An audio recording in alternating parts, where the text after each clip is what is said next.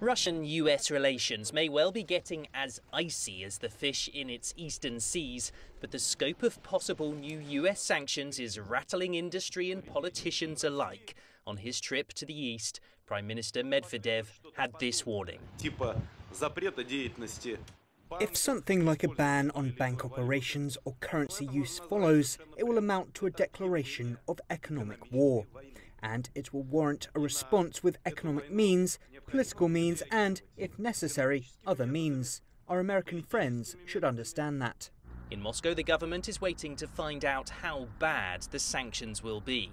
The truth is that the Kremlin doesn't want an economic war with the US. There are plenty of sanctions already, the ruble is falling, and Russia is far more exposed to the US than vice versa. But Russia has a long-standing policy of tit for tat because it fears if it does not deter Washington, there will be more sanctions ahead.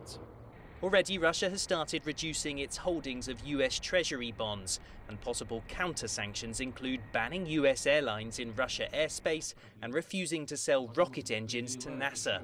But unless the US changes course, the ruble could slide further.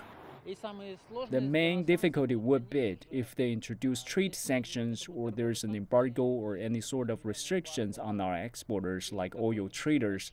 But I don't think we should expect that type of sanction because Russia is one of the largest oil exporters, and cutting it off from the global market will lead to a global hike in oil prices and major volatility.